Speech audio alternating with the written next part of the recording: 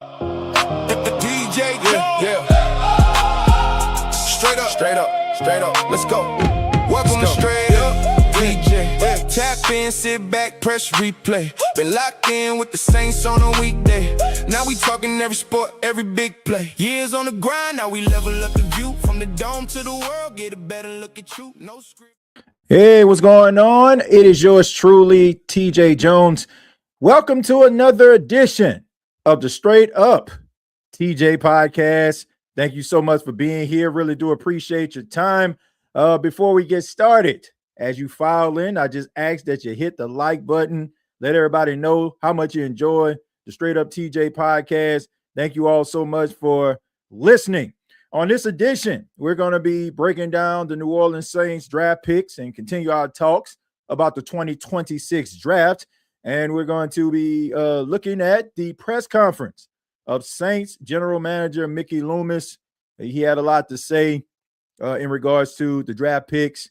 I know a lot of Saints fans have some things to say in regards to the draft picks. I've heard it all over the last couple of days. You got some Saints fans that love what they saw, right? Investing in Tyler Shuck.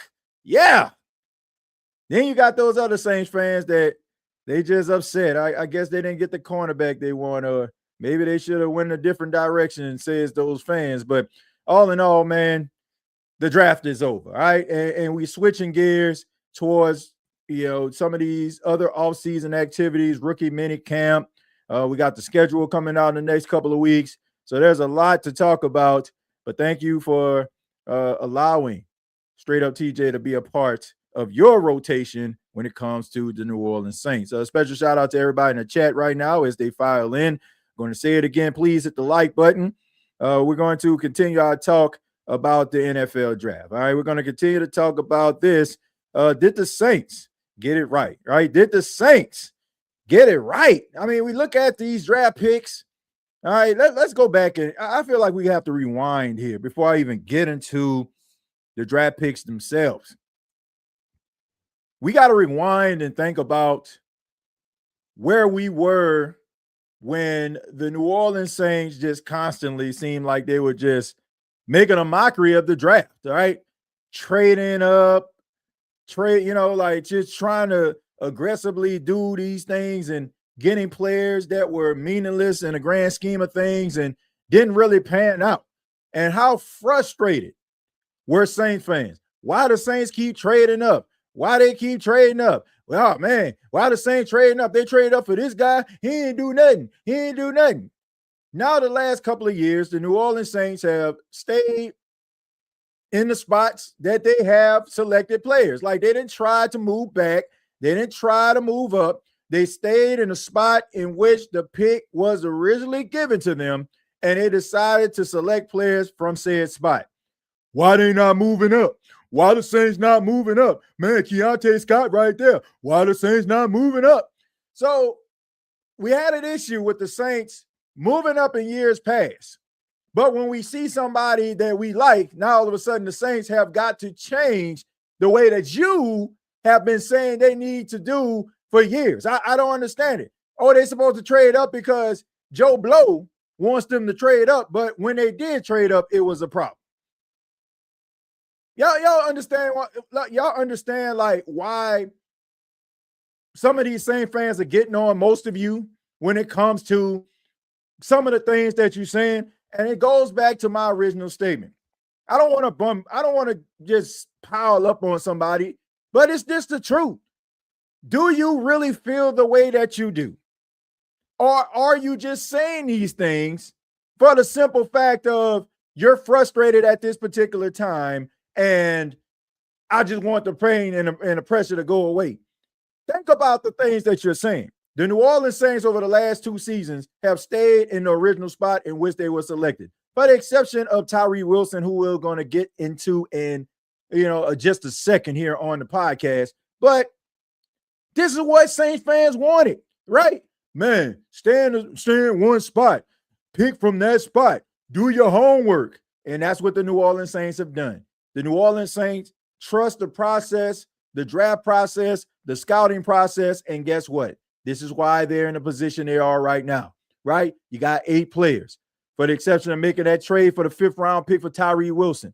Last year, they drafted all 9 players. And those 9 players, I want to say maybe 85% of those players played in some capacity. I want to say every one of their draft picks played at one time or another. Vernon Broughton ended up being lost for the season, but he did play at one time. So it just seems like the New Orleans Saints are trying to get players inside of the building so they can change the culture and bring in guys that have a different dynamic.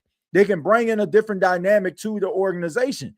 And I just think that this is something that Saints fans have wanted. You can't get upset because it's not what it's not the player that you want. They're doing the same things that you wanted them to do. So the question is, did the Saints get it right? In my opinion, absolutely.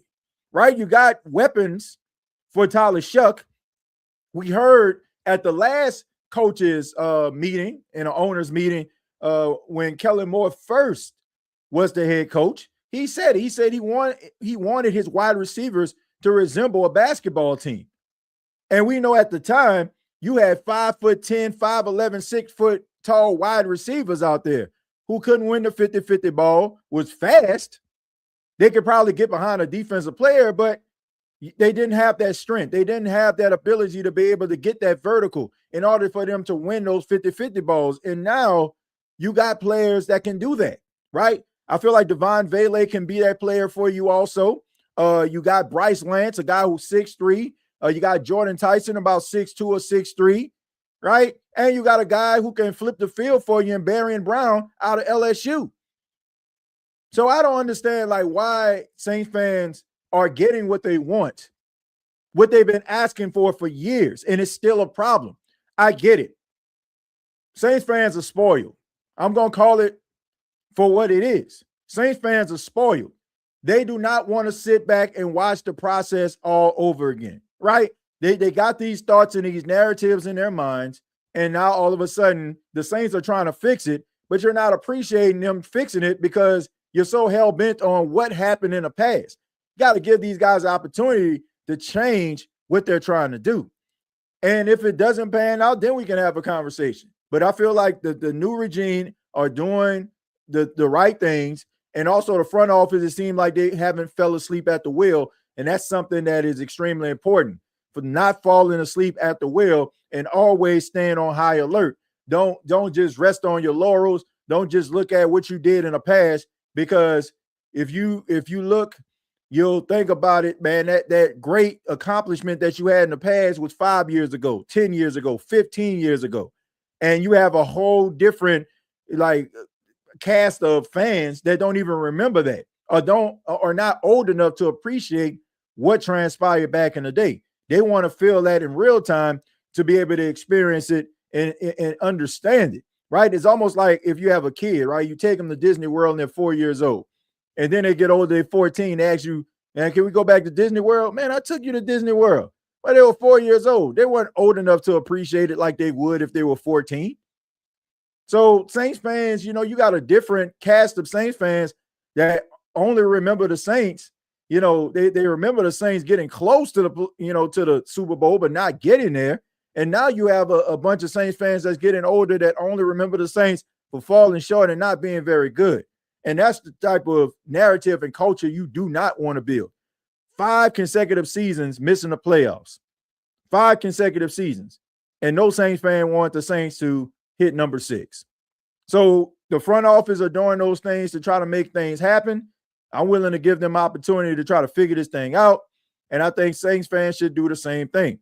But let's go ahead and read some of your comments here. Thank you all so much for being here. I'm on my soapbox like I always am.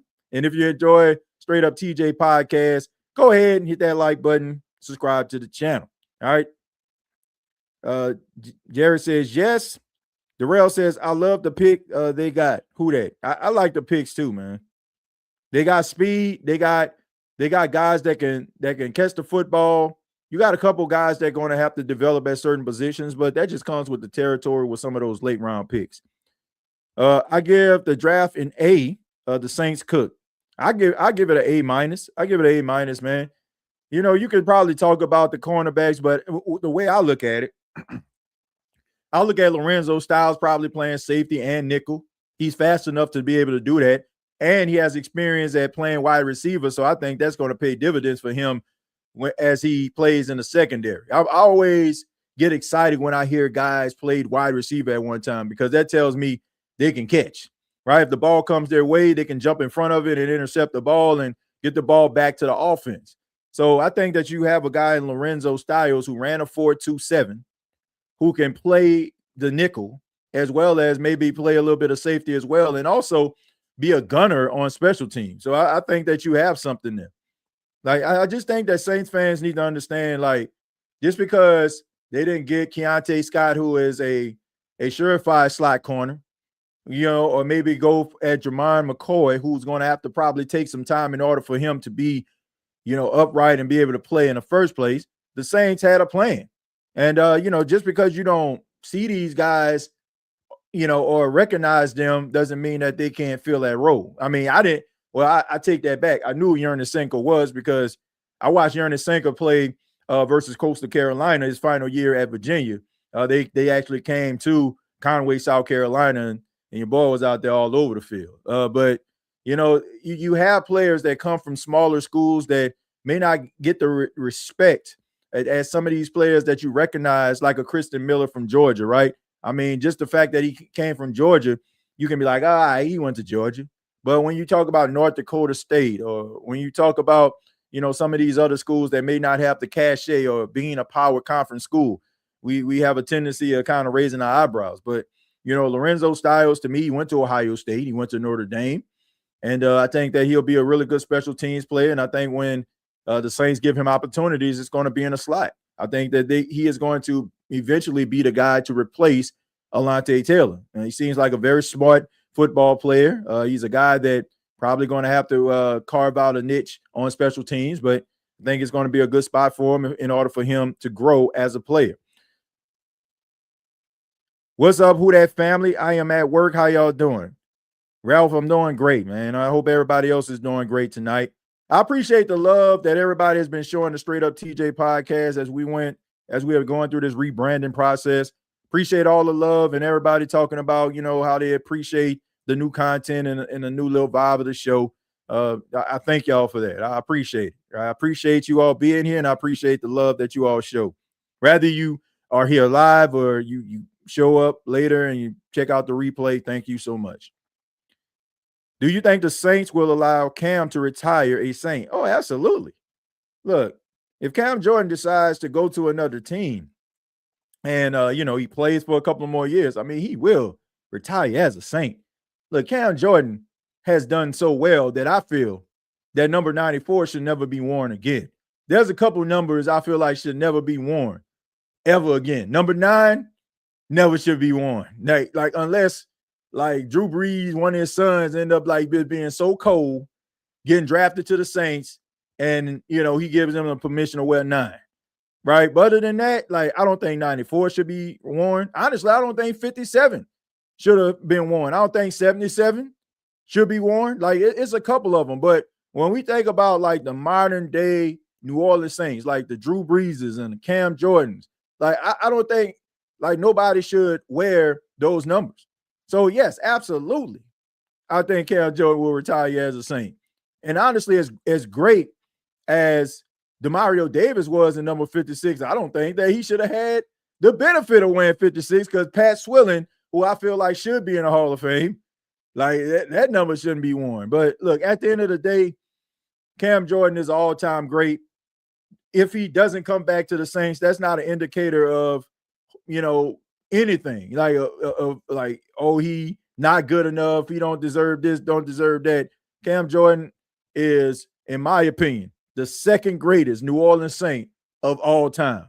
No disrespect to Willie Roaf, no disrespect to Ricky Jackson, no disrespect to any of those Saints all-time greats. Cam Jordan, to me, is the number 2 greatest Saint of all time. I think we all know who number 1 is. He's going to the Hall of Fame this year, and that's Drew Brees. I don't think anybody has impacted the New Orleans Saints franchise more so than Drew Brees and Cam Jordan. And when we talk about just community stuff, like just being in a community, showing love, like making New Orleans his home, like at the Pelicans game, going to these schools every Tuesday, You won't find a better human being, and you damn sure won't find a better football player in New Orleans than Cam Jordan has been for the Saints. So regardless if he comes back or not, guy's all-time great. He's all-time great, man. No doubt about that. At this point, I think it's kind of bleak, especially the way that the Saints have been addressing the defensive line. Now, I know Cam Jordan. I know this doesn't have anything to do with what we're going to talk about tonight, but since we're talking about him, I feel like it needs to be addressed. Cam Jordan kind of said, none of these moves that the New Orleans Saints have made, he feels like, it should knock him out of the, I guess the running of possibly coming back because he feels like he's better than those guys. I'm paraphrasing here, but hey, that's the type of confidence number 94 has. He's a great, no doubt about that.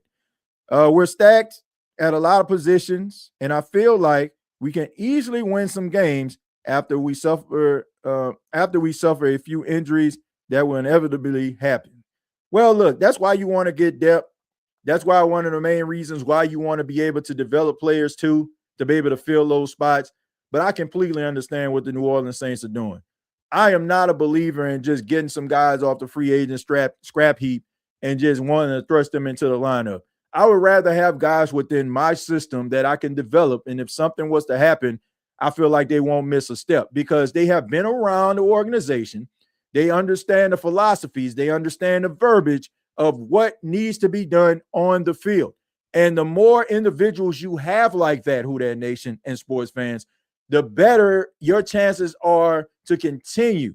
Whether you're winning, whether you're being good defensively, offensively, if you have a bunch of individuals inside of your locker room, players that understand your philosophies, and you don't have to pull guys off the street and simplify things for them in order for them to even try to play, I think that it ups your chances of being able to find success throughout the season. So I like the fact that the New Orleans Saints are getting guys through the draft. They're keeping guys around.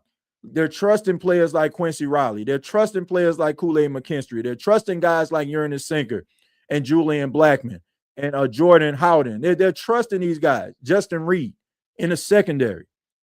And, I think that's a clear indicator of where they feel this secondary is because we're sizing up the secondary. Well, let me take me out of this. I'm not sizing up anybody. I think you have some Saints fans sizing up this secondary, right? It's almost like a boxer, right? If you're a heavyweight, you're looking at this welterweight. You're saying he's not in our weight class, right? He's not my weight class. I don't think he fits the mold here.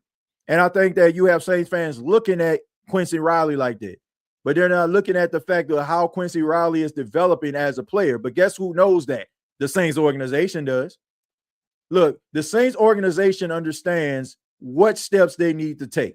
See these things that's going on behind the scenes that we're not privy to when these guys are showing up, when they seeing these guys strength and conditioning program, when they seeing these guys running a little harder, when they see these guys, jumping a little higher, when they seeing these guys being a little bit more instinctive from year one to year two. Guess what? That's like, damn, man, the light is turned on for him. I'm not in the business of just because the guy's a 4th round pick and he's going into year 2. Oh man, well, we got him, and yeah, you know what I'm saying? Now it's time to get a 2nd round pick. Why? If that 4th round pick is telling you and showing you that he's capable of being a starter and he's developing as a player, why would you want to replace him? But these are the things that we're not privy to. Right? We don't understand the training in the dark. We don't understand the grind in the dark. Do you understand? You ever seen somebody, man, that you probably was, a little overweight or something like that, or a little out of shape, and then the next thing you know, they were on social media. The next thing you know, they pop up, abbed out, ripped up, shredded like cheese. That's what you call grinding in the dark. A lot of these guys, we're not looking at these players grind in the dark. And we're looking at, oh, man, where he was drafted and does he size up? I like Quincy Riley. I think he did a good job when Isaac Yaddle went down and they thrusted him into the lineup. I think he did a really good job. I think he's a solid number 2 corner. I don't think it's to a point where I'm concerned about Quincy Riley and, he's just going to get beat like every single week. Like, yeah, you'll probably get beat in coverage because that comes with the territory. These some damn good wide receivers in the NFL. These guys get paid a lot of money, right? There's only a few Reeveses and Deion Sanders and Christian Gonzalez. If you want to talk modern day, like there's only a few of these guys in the league. That is why people appreciate these guys more. Everybody is not going to be able to be a lockdown, shutdown corner. And I can tell you this, like if you talking about third, fourth round drafting a cornerback, that's not lockdown, shutdown corner territory. Now, if that ends up happening, then great. That's wonderful if you can get a third round, fourth round lockdown corner, but most of those guys are first round, top 10, top 15 picks. But I like Quincy Riley, and I don't think people should just give up on him just because you don't feel like he's not in I guess the NFC South weight class. I thought he did pretty well.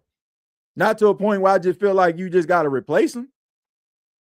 But I get it. I mean, you want to replace Alontae Taylor, fine. But I'm a firm believer. I honestly, I like Alontae Taylor, but I don't think he was so good to a point the Saints can't replace him. I mean, maybe you do, but I don't. I think he was decent, and I think he'll be decent for the Titans. I don't think. Look, like come back and circle back if I'm proven wrong, but I don't think Alontae Taylor gonna be an All-Pro. I'm happy that man got some bread. I'm happy he able to take care of his, take care of his daughter and take care of his family, set up for generational wealth. But I'm just saying, it's not like, oh, well, the Saints lost Alontae Taylor. What they gonna do now? Like Alontae Taylor was feast or famine. Like he had ups and downs, just like you see any other cornerback, slot corner out there. So at the end of the day, I mean, you can find something like that. You can find something to replace that. We still need a head coach. This coaching staff doo-doo. I think you're trolling right now, bro. Only question was the nickel cornerback since losing Alontae Styles Jr. might be the guy. He ran a 4.27 speed and truck you. Yeah, I mean, like I said, give these young guys a chance, man. Give them a chance. Give them a chance. Let's see. Someone please put who that record in timeout. Let's see. Dalton, I don't see who that record's in the chat unless I hear it.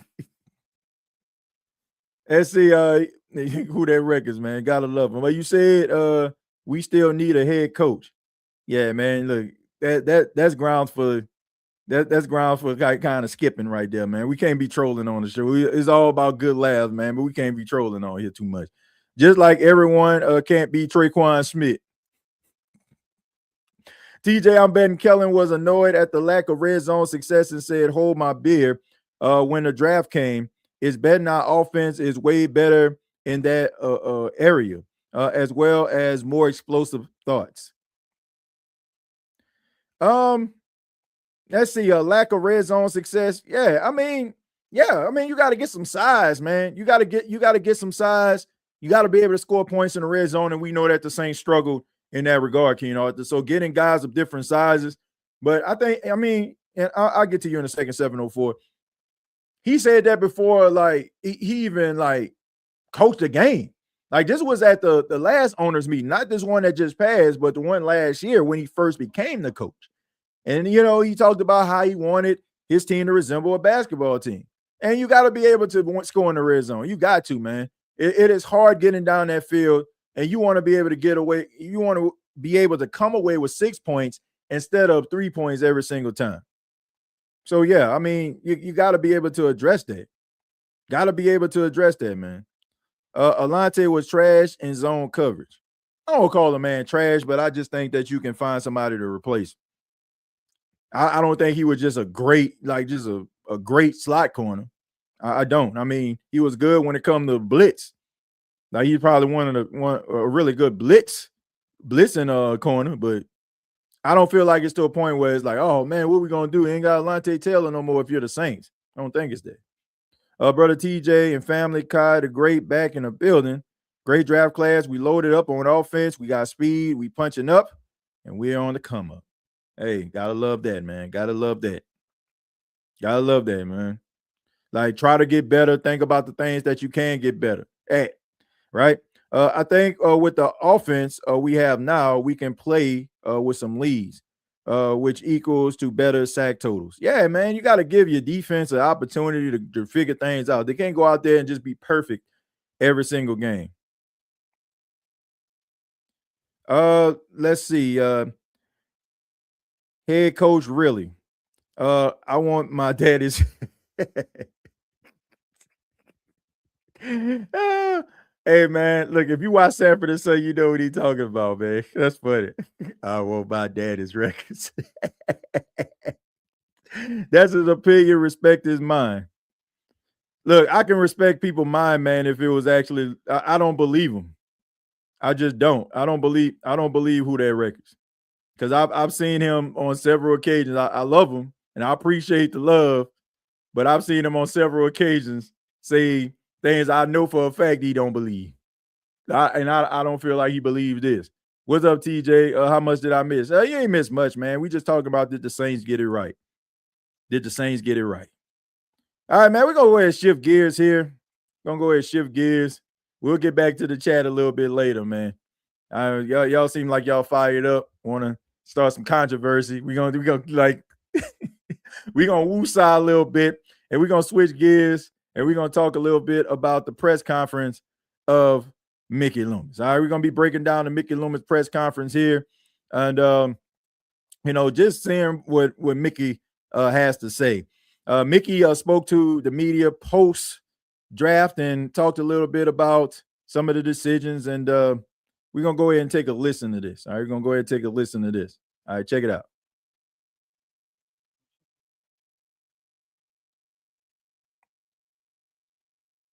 All right, first off, before I get started, man, it's on a little different platform. Can everybody hear that? I want to make sure everybody can hear. Yeah, everybody hear when I start playing. I just want to make sure, man, because I don't want to start it and people like, man, I didn't hear anything. So I want to make sure when I press play, did everybody hear that? At least a little bit of it. All right, people saying that they can't hear, they couldn't hear it. Okay. All right, so tell you what I'm about to do. All right. I put it on like a different like platform because when I was watching it on YouTube, I was having a little bit of an issue, and I didn't want it to keep on skipping like it was normally doing. So I'll try to do it again. I'll try to go ahead and try to pull it up on YouTube. Hopefully, it won't skip. Hopefully, it won't skip, and y'all be able to check it out. But so we'll give it a shot. We'll give it a shot.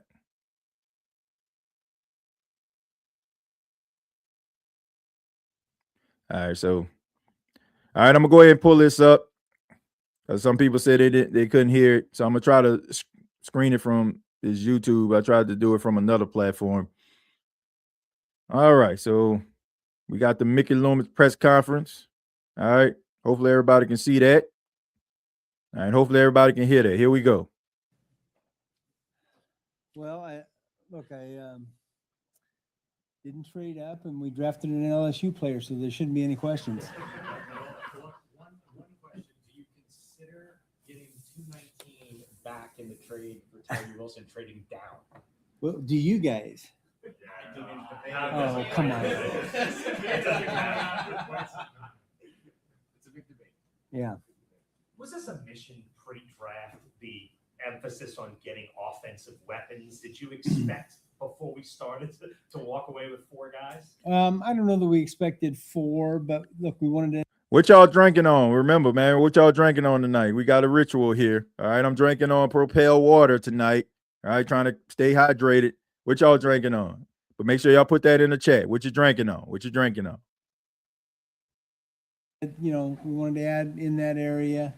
We wanted to add speed to our team, which we did. I think, one thing, I think we drafted a heck of a relay team if we want to go that route. So, look, I think there was a little something for everyone, offense, defense, and special teams. And I think that's a good thing for us. What do you like about Jeremiah Wright? Yeah, big people mover. yeah, just right there. He's gonna come in and immediately add size and power to our offensive line, and we'll see how he develops. One thing that caught my eye in this last day was, and really the whole thing, is how emotional and passionate a lot of these guys were. I know you guys could feel that on those Zoom calls afterwards, and we certainly felt it on the calls when we talked to the guys and to tell them that they were going to become New Orleans Saints, and that was really cool. Was there anything with the top 7 picks that surprised you or changed up the order or anything that unexpected? I would say that the 7 probably went about what we expected, not necessarily to whom we expected. Yeah, so there was a little bit of a shuffle there, just not amongst the names, just about who ended up with whom. So that goes to show you right there. I just want to stop right there, folks. He asked about, did he feel I believe that was Nick Underhill. He was asking Mickey Loomis, like, was he shocked the way that the draft kind of unfolded to the point where the Saints were picking at 8? And he said, no, I wasn't surprised. And I think we have to understand that, man, these teams be paying attention to the press clippings just as much as we do. Because I think we all remember that video that came out of Mickey Loomis at the LSU Pro Day, chopping it up, right, with Mansour Delane on the sideline, smiling, 32ing it up. And for those that don't know what 32ing it up, showing all your teeth, right? All 32, all 29, all 16. Y'all know I'm hope you got more than 16, but you get what I'm saying, right? And I'm pretty sure that was an indicator of, man, they must be really serious about getting this guy. They must really like this guy. And of course, in true Chiefs fashion, they're going to move up, right? Y'all remember the classic draft back in 2017 where the Chiefs jumped one spot ahead of the Saints to take Patrick Mahomes, and the Saints end up taking Marshawn Lattimore. I mean, both teams won in the grand scheme of things, in my opinion. The Chiefs got a really good quarterback of, this entire generation. And in my opinion, the Saints got the best cornerback they ever had in their franchise history. So it's win-win. But that goes to show you how teams pay attention to those type of things. But he said he wasn't surprised, that the Chiefs jumped up. And I'm pretty sure he wasn't. Because, like I said, these teams talk. I know a year from now is going to be the Thursday of the draft, and everyone's going to say the Saints are calling. They're the team trying to move up. Was there anything abnormal with kind of? Yeah, I never made one call to move up from pick 8, which will surprise you all. I know it was reported by a couple of people, but that wasn't me. Completely untrue. There were similar reports about the second day. Was that a day where you were more active? Yeah. Or the second? Yeah, we did try to move up a little bit on the second day. Yes, I guess unsuccessfully, as noted. to clarify, the team's calling you about trying to trade down to 8. Yes. Just to clarify, I mean, was there just no interest in moving up? Was it just not a? Yeah, I didn't feel like I felt like the cost was going to be too high, and we were going to end up with a really quality player. We just liked a lot of guys in that first group, and we're going to be pretty happy with whomever we ended up, and really happy with who we ended up with. Mickey, when you're deciding whether to draft a guy with injury history like Jordan Tyson, what is it that makes a team comfortable with that? Is it as simple as looking at medical records and saying maybe this won't reoccur? Or how much does the player's attitude? Yeah, I think it all comes into play. All of it is, all of it comes into play. I think oftentimes you're looking for, do any of these injuries, are they causing problems right now? Are they symptomatic right now? Do they keep, are they the kinds of things that are going to keep somebody from practicing every day? Is it a situation where if it's a knee, does it swell up every day, and do you have to have a lot of rest days? What's the likelihood of a recurring injury? The one of the realities of football is that there's a lot of injuries in our game, and guys, how resilient are they? So there's a lot of variables. Can I ask that I gotta say this though. I do agree with what he just said, but we also got to take into account. I mean, Jordan Tyson, the reason why he didn't compete at the combine and all that stuff is because he had a hamstring issue. Now, I'm wondering to myself, like, how significant was the hamstring? Now, in 2025, like during the season, he ended up missing some games due to hamstring. Now, you can ask this question. Was the hamstring like really hurt? Or maybe it was like to a point where he didn't want to go out there and risk it and, affect his draft stock.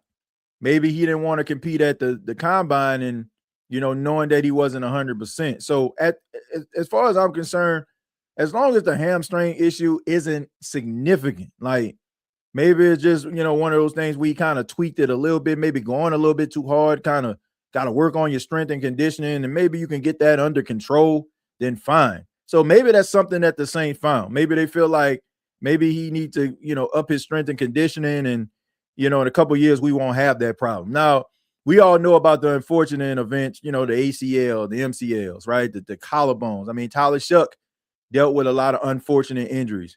Hopefully that doesn't happen to him in the future. But we see the type of talent that he has, when he's healthy. So I think that's worth the gamble. And I think that's something that the Saints considered as well, right? That's something that the Saints considered. Like, okay, man, this is not something that's a lingering injury. So what I'm going to do is, we're going to take a chance on this guy. So, yeah, I think maybe, that the hamstring wasn't as significant. Maybe it was Jordan Tyson, his representation, maybe advising him not to go so hard, maybe take a couple steps back. You don't want to affect your future here. And maybe like, a better strength and conditioning program. Because even like Jordan Tyson even alluded to it. He said, he's going to do everything that he can to get better. And he mentioned strength and conditioning. So that just makes me wonder, like, okay, man, maybe he needs to take his, his strength and conditioning a little bit more serious. And maybe you wouldn't have these issues, because anybody that knows, man, if you do a lot of running, whether you're jogging around your neighborhood or, you're riding your bike or something like that, or you're playing some type of organized sports, you got to make sure that you stay loose, man. And you can't just go out there and just off the recliner, off the couch, and then go out there and be trying to run as fast as you can, man. Those lower extremities going to get the best of you. Seem to have a plan already to take care of his body and how he would prevent things from happening again. Obviously, sometimes you can't, but I don't know if, when you talk to him, that is a factor. That is a factor. I think that, and I would say this as, these guys are young guys for the most part, right? They're 21, 22, 23 years old. And they're just learning that, some of the things that they're doing off the field can impact, their availability. And a lot of guys don't learn that until they get to the league. And I think we're pretty sophisticated as a league.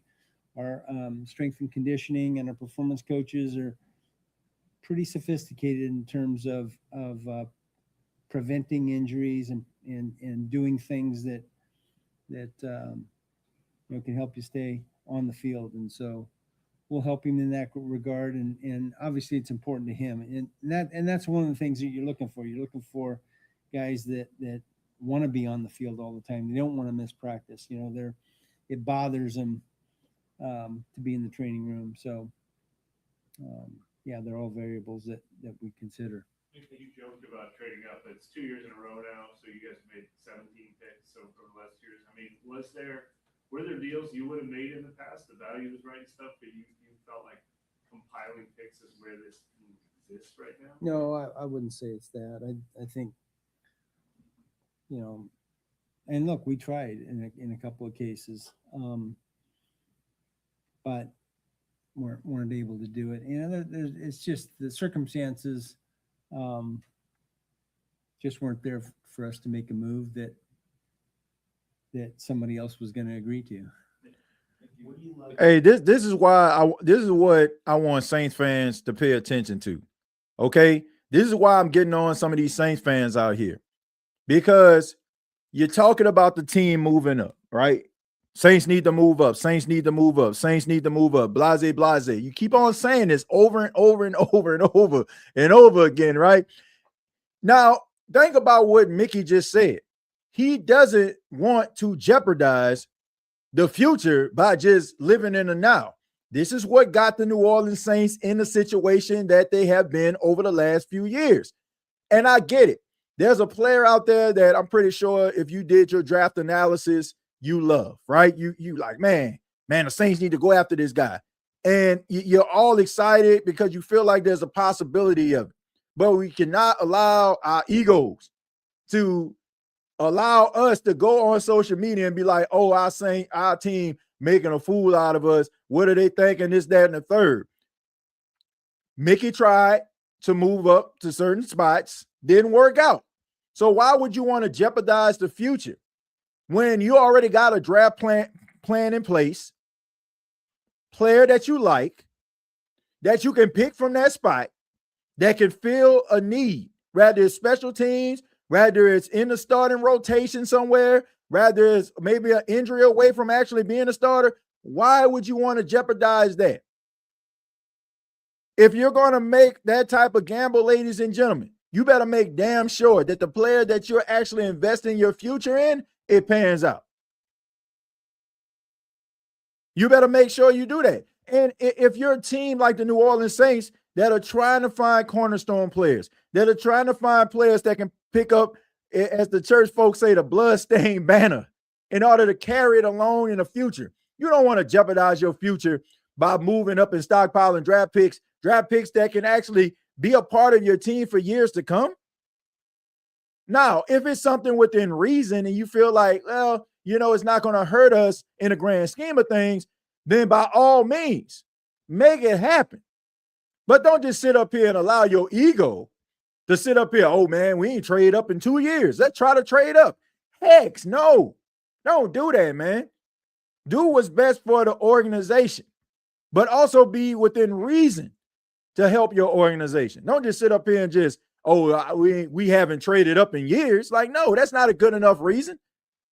I get it. Certain players that you like were there. I get it. There were certain players that I liked. I wish that the New Orleans Saints would have selected. By going through the draft process, getting to know these guys on a personal level, I wish they would have. But at the end of the day, they got to do what's best for the organization. They got to do what's best for the Saints in 2028. 2027, in years to come. So you don't want to jeopardize that, man. And you shouldn't want the Saints to jeopardize that. Be a little bit upset that they didn't get the player that you like. But at the end of the day, appreciate the fact that they didn't give up a king's ransom to try to acquire him. I hope that makes sense to some of you. Tyree Wilson. Yeah, look, I think, we liked him as a player coming out. I think more than anything, Brandon has a vision for him fitting into our defense. And it adds to, a group that we like already. So anxious to get him here.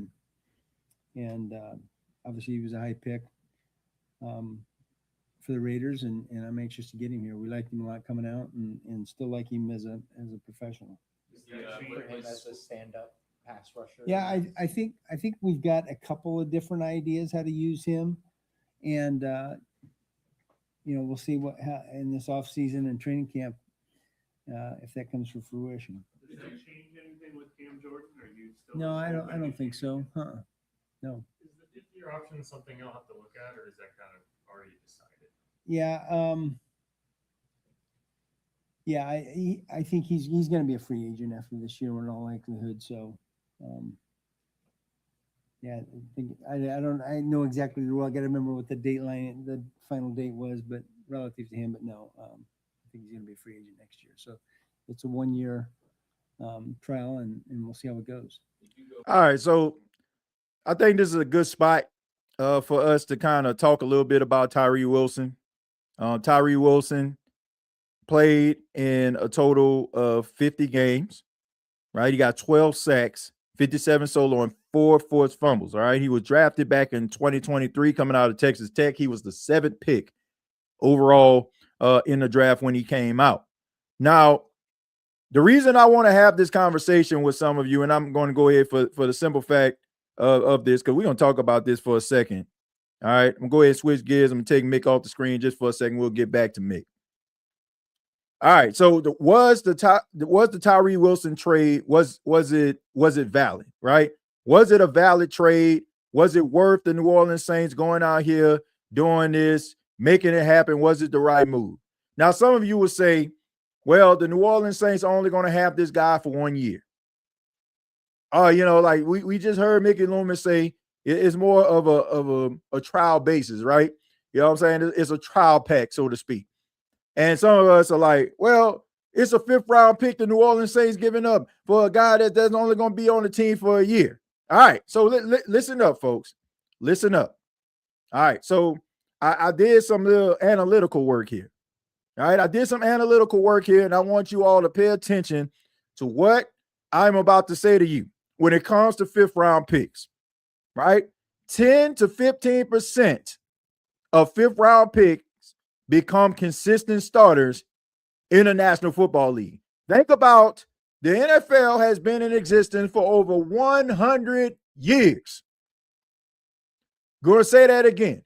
The National Football League has been in existence for over 100 years. 10 to 15% of 5th round draft picks end up being consistent starters. 25 to 35% make the roster and contribute. Role player, special teams, or backups. 25 to 35% make the roster and contribute as a role player. Kyle Korvers, all right? A bunch of Kyle Korvers out here. Mike Millers. Y'all get what I'm saying? Give me some more role players out there. Y'all know what I'm talking about. Bonzi Wells. Yeah, come on, man. Give me some role players. Somebody that's going to come off the bench. Speedy Claxton. Role players. 25 to 35% that contribute in special teams, backups, role players. Here we go. Listen to this. 50% don't stick around long term in the league. Say that one more time for the people in the back. 50% don't stick long term in the league. Do you hear me? 50% do not stick around in the league. So for all those Saints fans out there, man, what the Saints doing? Why they gonna give up a 5th round pick for a guy who was a 7th round pick that was a bust? A 5th round pick, ladies and gentlemen, has a very slim chance of making a team. So if the New Orleans Saints were to have Tyree Wilson on a trial basis, giving up a 5th round pick,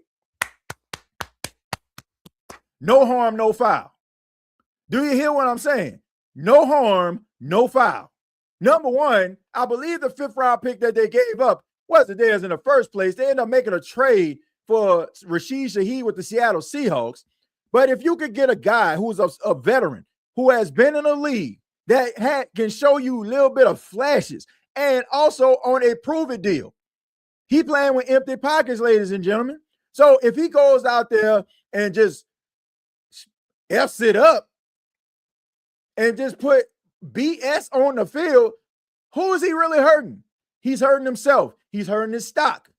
He's hurting his chance of getting another contract from rather it's the New Orleans Saints or another team. We cannot just fall for this whole, oh man, it's a 5th round pick. Oh, it's a guy I never seen before. And we want to see this guy go to the podium and announce that we drafted XYZ. Bruh, 50% of players that are drafted in the 5th round don't stick around the league for a long time. And I just told y'all, 25 to 35%, Mike Millers, Kyle Korvers, Speedy Claxtons. You know what I'm saying? Y'all get what I'm saying? Role players. They'll probably shoot a 3 every now and then, but they ain't about to lead the team in scoring. That is what the New Orleans Saints gave up for Tyree Wilson. I have no problem with that. If you're a Saints fan, you shouldn't have no problem with that. Because they made a gamble on a guy and they traded a spot that has a 50% probability of an individual that the Raiders got with that pick, they're not making a team.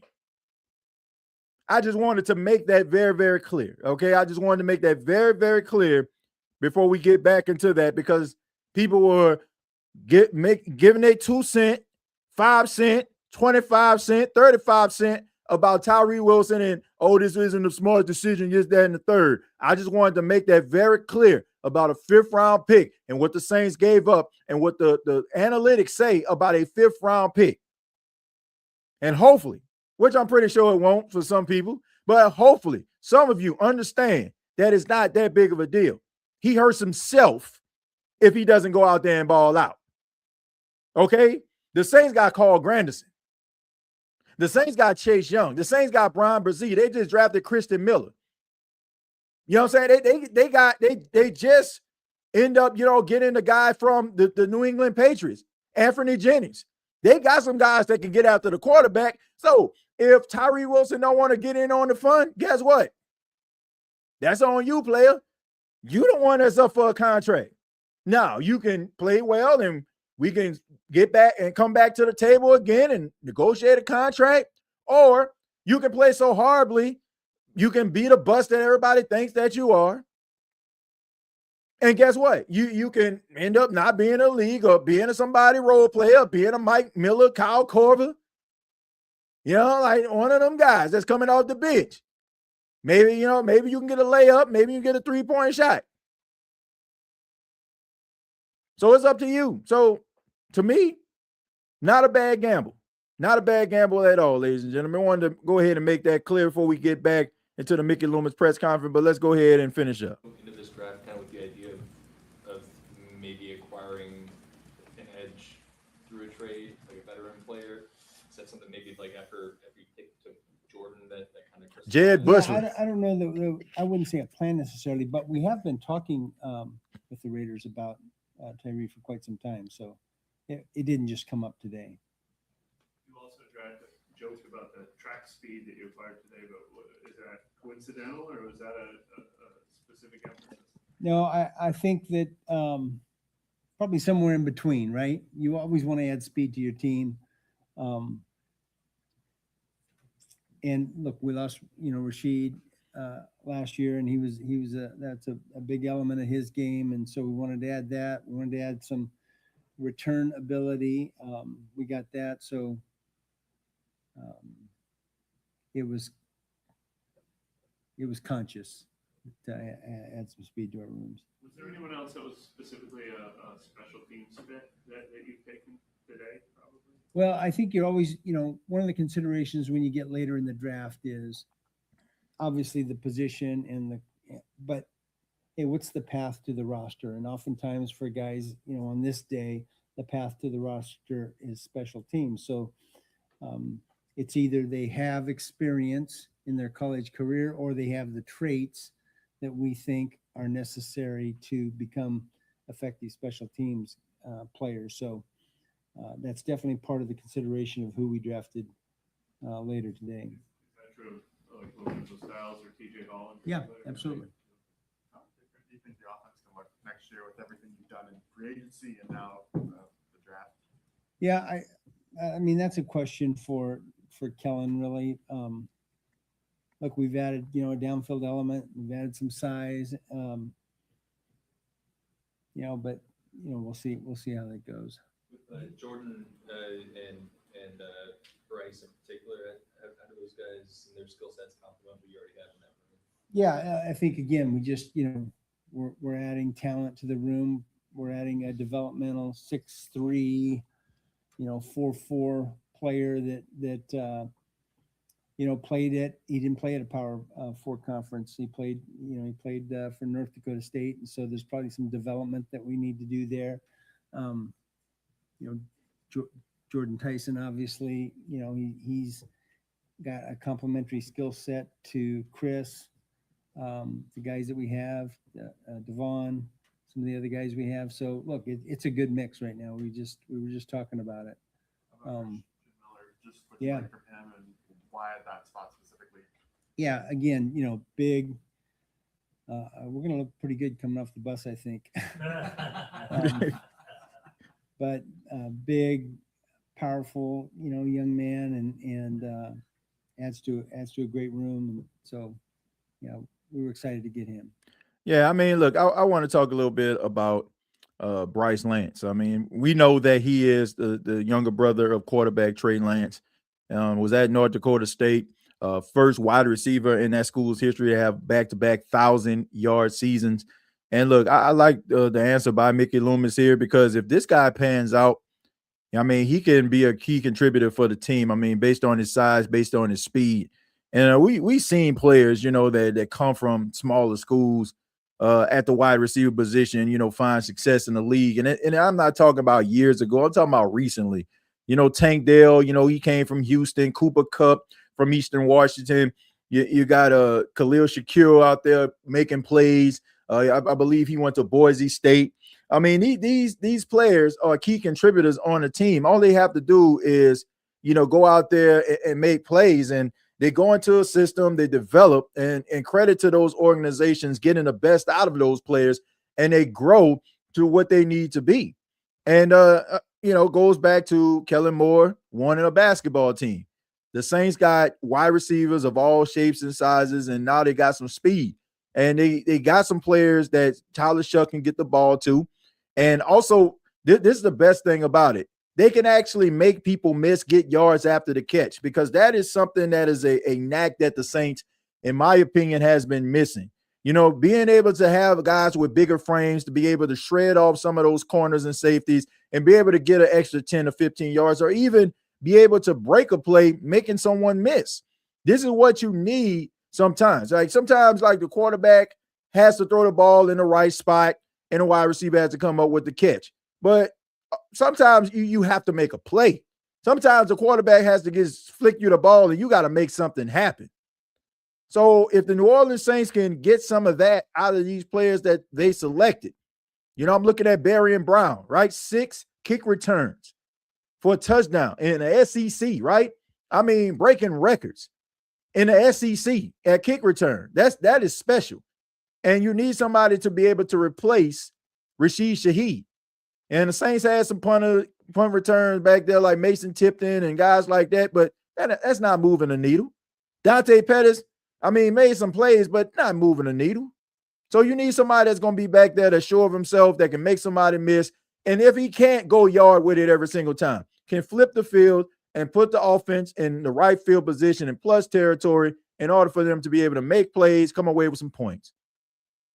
So good moves by getting different wide receivers of all shapes and sizes, and hopefully these guys can pan out. You didn't early in this draft add a guy for Alante Taylor's the spot that obviously opens up on the defense. Did you feel good about what you already had in-house to fill that spot, and that's why you didn't, or did you? No, I think we probably, if in a perfect world, we went into the draft thinking, we wanted to get a guy in the early part of the draft at that position, but it just didn't work out.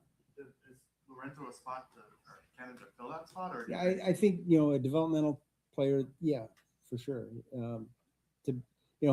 Brandon refers to these guys as DBs more than corners, nickels, or safeties. And so I'm going to take that tact and just say, hey, look, we added some DBs, some of which are a little more developmental, and we've got to wait till we get into training camp to see how they fit with the defense that Brandon wants to play. With Lorenzo, all gets sorted out, throughout the offseason. But you've got 14 receivers now, and that includes some of the guys that are also essentially rookies hurt in Jalen Polk and Trey Palmer. Was there a point where overcrowding was a discussion? Yeah, we've talked about that, and as we get some of these undrafted free agents signed, and we take a step back, we're probably going to have to adjust some numbers in some different areas, and we're a little heavy in that group relative to the 90-man roster right now. Lorenzo talked about his post combine procedure, but mentioned that he would. Who did? Lorenzo. Oh yeah, mentioned that he expects that he'll be ready for training camp. Is that the same timeline that you're offering? Yeah, I think probably. I don't know that we expect him to be ready at the beginning of training camp, but certainly during the course of training camp. We're really well aware of his timeline and feel pretty good about it. With Darian being right down the road, were you able to maybe key in on his ability a little more than other guys? Is that possible? Yeah. Yes, because look, we went up to the pro day. We had him here for our local pro day. Really enjoyed our visits with him, and he did a good job in their pro day too. And he was enthusiastic when we called him. It was fun to feel that excitement from him. And yeah, I just remember his comment. We were talking to him about his speed, and during the local pro day afterwards, and one of the comments he made was he never lost a race. And I thought, oh, that's pretty good. I mentioned it before, but with Jordan, like, at the time, there were still some prominent defenders on the board. Just what was it about Jordan that you felt like you really wanted to pick offense there rather than go? Well, there's nothing about the rest of the guys that, there were some really good options for us. But we just felt like, given where we're at and the talent level, this was the guy for us. And we're really excited to get him. I would say that pre-draft, when you consider where other guys are likely to go, we felt really good about Jordan Tyson being our pick, and excited that he was available to us. You talked about being risk adverse a little bit in terms of your pre-draft press conference. With him, I know you're comfortable enough to draft him with the injury history, but was that ever I guess, do you see it as a risk at all? Like, how do you kind of square it with that? I think when you look at all these players, there's some risk, right? And we all have a vision. We're projecting them as to what they can be in our league. And so there's risk with every guy. And some of it is more scheme fit. Some of it may be, just the physical attributes. And with him, there was, he's missed some games. But we, dove pretty deep into that history. And at the end of it, we felt comfortable. All right, so we're gonna stop right there, man, because I think it's pretty much self-explanatory there. I mean, they did their due diligence, did their homework when it comes to Jordan Tyson. And I believe that Jordan Tyson is going to be a really good wide receiver for the Saints. I'm going on record, as long as he stays healthy, probably gonna be the best wide receiver on the team. And you can take that to the bank. Really do appreciate you all's time. I ask that you hit the like button if you enjoy the Straight Up TJ podcast. Hope you guys are enjoying it. Once again, my name is TJ Jones, host here. I've been doing podcasting since 2018, done over 2,000 episodes here on YouTube. Born and raised in New Orleans, a lifelong Saints fan, and just really enjoy doing these type of shows. Got opportunity to go to Senior Bowl, Combine, and now we're just here, man, talking Saints football, talking NFL football. So if you're into the NFL, if you're into Saints football, go ahead, hit that like button, subscribe to the channel, and join the family over here. I didn't say join the community. I said join the family, and I mean that. All right, we're going to go ahead and read some of these comments, and then we're going to go ahead and, exit stage left. I know a lot of people have some things to say. I'm going to just start at random here, and we'll just go from here. Says, I think Oscar Delp will be our next Jimmy Graham. I'm super excited about that pick. Very raw, but huge upside. Oscar Delp is going to be a better pro than he was a collegiate player. It's just the way that Georgia just played offense, and he kind of got lost in the shuffle, and I think people underestimate his ability, but he's a freakishly athletic tight end, and he can do all the things tight end do, and he also catch the ball. So I think that he'll hit the field sooner rather than later. TJ, we should have gotten Harold Perkins with the 6th round. LOL, just my opinion. I like Barry Brown though. Yeah, look, I like Barry Brown too. Look, Harold Perkins could have been a member of the New Orleans Saints, but he ended up being drafted by the Atlanta Falcons. So, congratulations to him. Hopefully his career pans out. And I believe Barry Brown can be a really good kick return for the New Orleans Saints. TJ, you think Barry Brown gets some offensive snaps? I think they'll probably have like a play, maybe 2 for him, like in some type of like wide receiver screen or something. Where the Saints trying to, block on the outside, they'll probably, try to spring him loose. I think so, but I don't think he's going to be like in a rotation constantly. I think it's really saturated in that wide receiver room. So unless like some injuries start to occur, you probably won't see him consistently. Vele can make plays if he stays healthy. He made some clutch catches. Yeah, Vele can definitely make plays, and I think that the Saints are going to utilize him, especially like in a red zone and probably in certain, areas. But I think there's room for a lot of these guys to make plays. So, what up, TJ? I'm super excited for our season, especially for my little cousin Tyron Montgomery out of John Carroll University, signed as an undrafted free agent with the Titans. Check out his story. Oh, yeah, I'm going to have to check him out, Tanya. Appreciate that. And shouts out to my boy TD. I'm going to have to get in touch with him, see how he's doing out there. My guy TD, he's a reporter. He covers the Tennessee Titans for ESPN, man, does an outstanding job out there, man. Shouts out to my boy TD. So I'm gonna have to keep a close eye on him, man. See how he's doing. Keep up with his progress.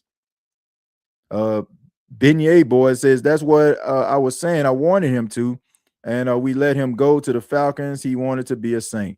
Well, look, it don't always pan out that way, Steezers. It don't always pan out that way. Like sometimes you may want a team to get a player, and they feel like another player might be the right fit for him. But I mean, he in a good spot. He's in a good spot for him to be able to, make the team and stuff. And I know it's like if he does make the team and becomes good, it affects the Saints, by him going out there playing well. But I mean, God deserves to be able to take care of his family and hear his name called, even if it's not the Saints. Yep, our shortest wide receiver is 6 feet. We have some height in the end zone now when we get in the red zone. That's what you need. You need somebody that you can be able to throw the ball up to and be able to win those 50-50 matchups. And I think that's something that the New Orleans Saints suffered because they didn't have those guys with a big catch radius outside of Devon Vele. Family, what I miss, I'm sick as a dog over here. I hate spring weather, says Lee. Yeah, man, I hope you feel better, man. It sucks, man. It sucks to be, sick, especially like in this weather. And man, it's so up and down. Over the weekend, it was hot as I don't know what. I was outside barbecuing, man, about 90 degrees out here, and then it rained, and now it's like in the 70s, low 60s. I'm like, I just need the weather to make up his mind. If they're gonna be hot or cold. Finally catching up with the rest of the league. We needed speed. Now we got it, says Steezers. Yeah, got that speed. Got what you need. I didn't mean to rhyme, but that's just what it is. What's happening, Tanya? Giving some validation to my guy Slim. Says, I hated the pick till I watched the tape. Dude has nasty footwork. I don't know who we were referring to on that, man. We talking about a guy has nasty footwork here. They say it don't matter what players they got if the coach sucks. Well, I don't. Yeah, I agree. I agree with what you're saying on that, who that records. It doesn't matter what players you got if the coaches are not good enough. But I think you also have to take into account. Guys bringing in players that kind of fit their scheme and their type of players. And you got to give them the opportunity to be able to get the best out of those players because those are the players that they selected and that's who they want to develop. How fair is that? Like, okay, if you inherit a team, who that records, you're a head coach and you inherit a team with a bunch of guys that aren't necessarily top shelf. And, I mean that respectfully. Maybe they don't have the skill set as your opponents have consistently.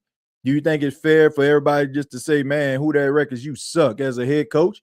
Like, man, at least let me get an opportunity to get a couple, classes up in here. Let me get a couple recruits if I'm on a collegiate level, a couple draft picks in here. So you got to give this guy an opportunity to be able to get his players. Like, it can't just be an open and shut case, right? You know what I'm saying? Knife on the floor, blood everywhere, guy standing in the corner, open and shut case. Like, no, like it can't be that way, right? Sometimes, like, you got to be able to understand what a guy inherited is it fair for us to analyze and break this dude down and put him in his box when we know for a fact he inherited a mess when you had cap issues, a bunch of aging players, and a bunch of I don't want to call these dudes talentless, but when it comes to the pecking order of the National Football League, they bottom of the barrel. So how can you judge and evaluate a guy and say a guy isn't capable when he inherited something like that? I would like for us to give this guy an opportunity instead of us just trying to be first in line to say he sucked. Like, I don't know if Kellen Moore sucks. I think that he's a pretty good coach, but I think he deserves the right to get the players that he wants in order for him to get the Saints out of the mess they've been in for the last 5 seasons. I do not believe that it's fair for someone to be evaluated based on another person's past transgressions. But I can tell you this, if we want to talk about Kellen Moore, this is one thing that we can say about him. Who were the players on the team that made the biggest impact on the team? What players on the team did the New Orleans Saints have for the most part? Who brought him in? Devon Bailey towards the end of the season. Who brought him in? That was Kellen Moore, right? Tyler Shuck, quarterback of the Saints. Who brought him in? That was a Kellen Moore decision. Ernest Sinker. Who brought him in? Like, who was a part of that? This is what I'm saying. Quincy Riley. Who brought him in? Danny Stutchman, who people love so much. Who brought him in?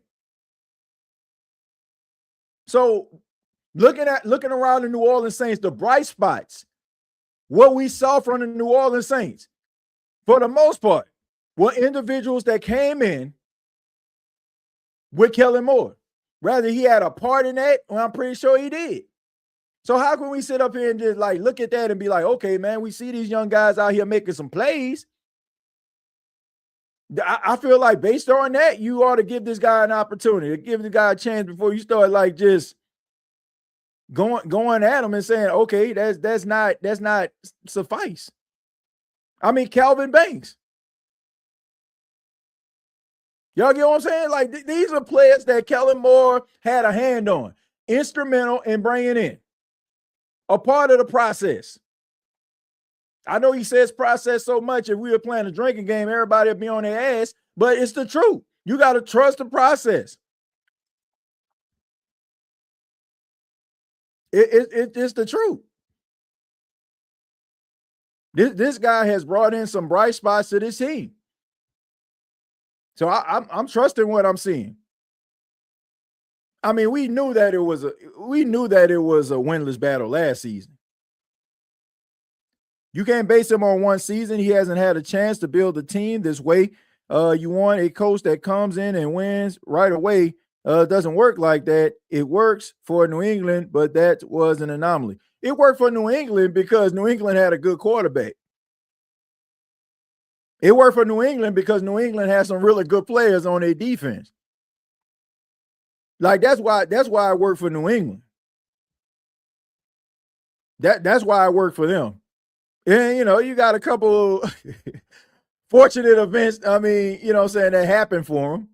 Like the fact that they end up getting a lead in the AFC Championship game and it started having a blizzard and nobody could see out there.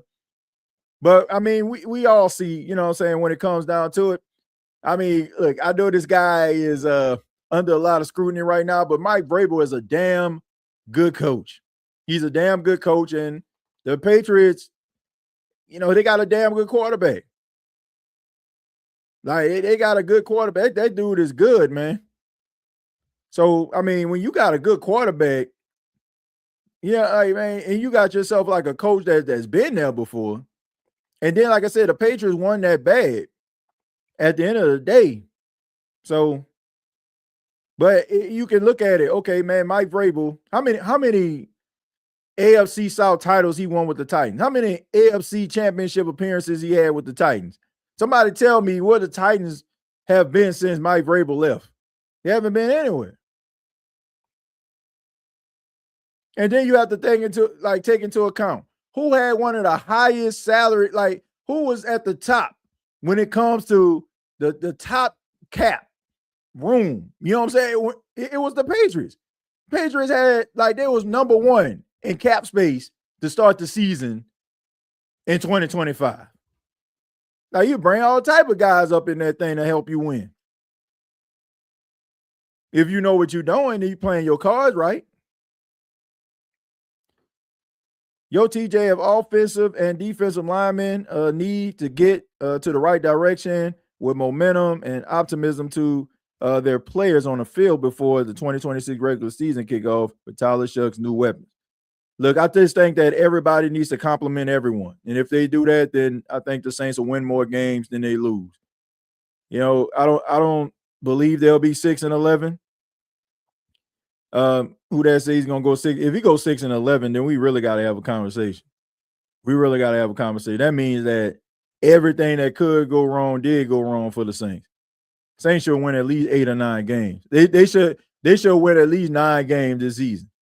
Moore going to have an ultimate payback. I wouldn't be surprised. First game we put up 30. I mean, if that'll be great, but I don't think a lot of Saints fans are going to be like, okay, man, we back. Because y'all remember them 2 games where 2024, when the Saints came out there smoking teams, smoked the Panthers, smoked the Cowboys. Well, you couldn't tell Saints fans they weren't ready for the Super Bowl. We back. Nah, man, you gotta do that consistent. And they ain't gonna fall for that fool's gold no more. Man, look at Detroit and how they turned it around. That could be us, folks. Yeah, it can be the Saints. It can be them. Who that records? Are you serious right now? Put it down before you hurt yourself. Unless who that referring to 6 losses and 11 wins. LOL, TJ. Says Moore bet not lose to the Falcons twice. Now you got to beat the Falcons, man. You got to beat them. I ain't saying you got to sweep them, but you got to beat them at least once out of the 2 times you play them. I will give Falcons.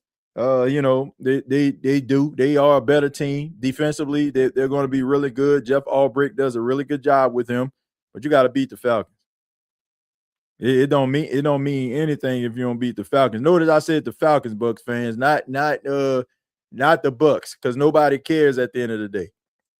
Nobody cares. I don't, man. I know Jason Light. I mean, he takes shots at the Saints all the time, and Jason Light is the general manager of the Tampa Bay Buccaneers.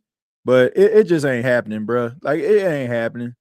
Like, nobody like looks at the Bucs as a rival. And I'm not saying that Saints fans look past the Bucs like we haven't looked at and seen what the Bucs have done over the last 5 seasons. They have been a much better team than the Saints have been in the South in the last 5 seasons. But nobody gives a damn when it comes to it. Like, I'm serious. Like, nobody's sitting up here saying, oh, man, I just hate like the Bucs. Like, when it comes down to it, like, Saints fans have way more vitriol and hatred towards Falcon fans than the Bucs. I use this example. I said the Bucs are like that little brother that got a growth spurt, and now he can beat his big brothers in basketball, and now he think he LeBron James. Like, come on, man. Like, okay, bro. Like, yeah, you won a couple games, but man, we've been whooping your tail all this time. Like, okay, we get it, but I don't think anything they can do. It's almost like, y'all, if you watch boxing, it's almost like a heavyweight champion who's at the top of the mountain. Like, they everybody knows that they're a good fighter, this, that, and the third. And you got this other fighter right here that's fighting in ballrooms and high schools. He like, man, I want a shot at the title.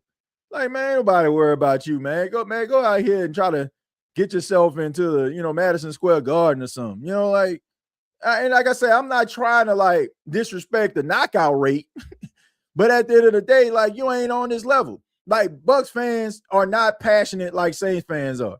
There's a reason why. Like, you look around the NFC South. You ask any NFC South fan who they hate the most, they're gonna say the Saints. They're gonna tell you that. I live in South Carolina, 3 hours from Charlotte.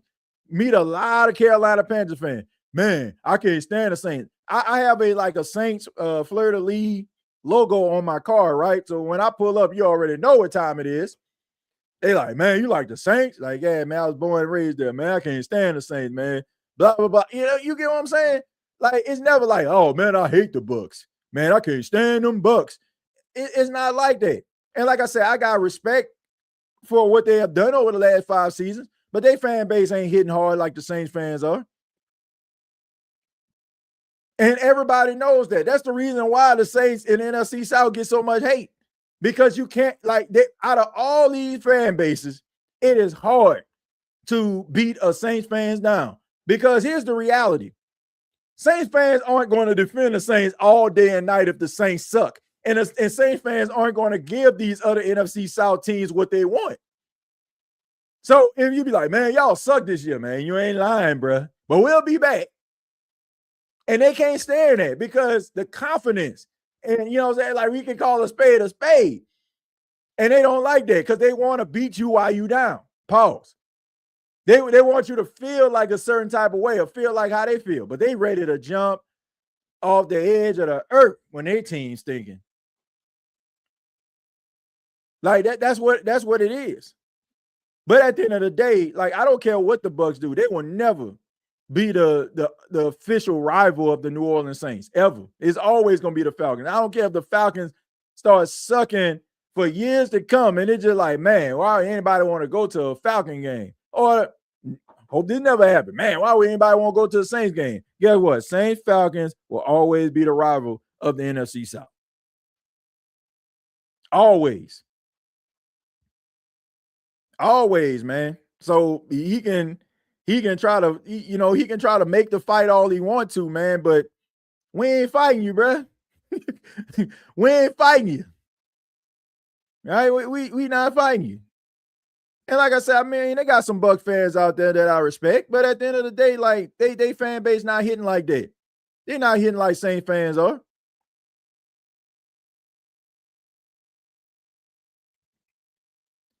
Buck fans aren't even more passionate than the Panthers fans.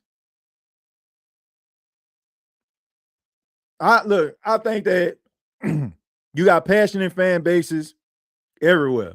Bucks, Panthers, but all I'm saying is I don't think that they as diehard. Like I said, I think if you was to put teams in the NFC South and put diehard fans in there, I just think that the Saints will just trump all these teams in the NFC South. I mean, I think the Falcons got some fans, but they kind of conditional. Like, I think they can, conditional. I mean, I met some, my guy Bro Talk, my guy Birdo. Y'all get what I'm saying? Like, man, people like that. No, man, much love to them. But at the end of the day, my boy Smitty, I can't forget about my boy Smitty. Shout out to Smitty, man. My guy. Those are my guys, man. But at the end of the day, like, if you line them up, Saints fans will knock them down. I'm sorry, man. I don't care how much winning you doing in the South. I don't care how much winning you doing in the South. You don't sit up here and just talk about how much you hate the Saints if you don't feel like they're a threat or you feel like their fan base ain't coming with it every time. Like I don't look at it that way. I lose no sleep. Like when Bucs fans says I lose no sleep. One thing Tampa has going for them is a beach that's not far away. Look, I like Tampa. Like, Tampa is a good area. Man, if you ever been to Tampa, it's a nice place to visit. And like I said, I'm not trying to, be facetious. It's just the truth. It's just the truth, man. Like, they're not the Saints' rival. They're not. TJ, you are correct about the rival. I'm married to a Texan fan and always have my Saints jersey on and get so much love from the Texan fans. Saints fans are passionate, they deep, and they're resilient. And I'm not saying other fan bases are not, but when it comes down to it in the South, I just don't think other fan bases are. I just don't think, I don't think they are when it comes down to it. Like, I feel like if you was to line up diehard, passionate fans of every team in the NFC South, I think the Saints will have more. Y'all see the videos I made on my channel on the Falcons. Man, you don't get them boys no breaks, man. You don't give them no breaks. Yeah, man, but we're going to go ahead and stop right there, man. I hate that to be like the last part of the show, but it just kind of came up when it came, when it come down to it. Somebody asked a question about the Bucks. I had to make that statement. But all in all, man, my final thoughts about tonight's show, or whatever you're watching this right now, to the show. And I just think that the Saints made the right decisions, a lot of really good decisions this past draft. I think that they got some speed on offense. I think that they found somebody in Jeremiah Wright that can push Cesar Ruiz maybe even out of the door. I mean, you got Christian Miller, who some people felt was too high of a second-round pick, but when you watch him play, you won't feel that way. I think that Jordan Tyson can have, can be, a really good wide receiver for the Saints. Maybe end up being the best wide receiver on the team. I like some of these young guys that they got at the wide receiver position. Lorenzo Styles, I think he's a really smart football player, just like his brother, really passionate, going to give you his all, carry themselves like in a professional manner. I think that he'll probably be your nickel corner once he gets healthy. And I think that TJ Hall would probably end up being like a safety slash slot corner. I'm kind of skeptical about TJ actually playing slot due to the fact that he's not that fast. So we might end up like transitioning him to safety.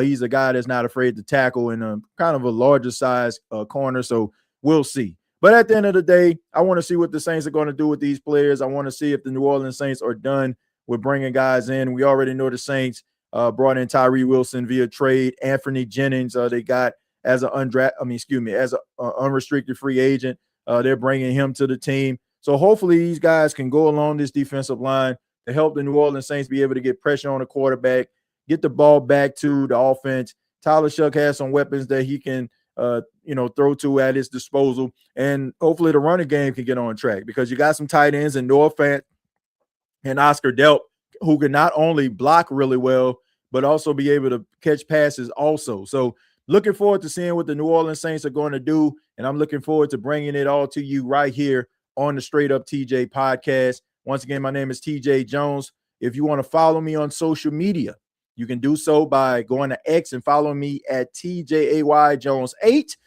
Check out Bleacher Report. You can check out some of the shorts that I do on Bleacher pertaining to the New Orleans Saints. I see my boy Ross Jackson on Bleacher Report as well, man. So y'all make sure y'all check out Ross videos as well. And you can check out episodes of the Straight Up TJ podcast that are available on Yahoo Sports as well. Thank you all for the love. Thank you all for the support. We're going to keep this thing going. And until next time, I'll see you down the road. DJ, yeah. Straight up. Let's go.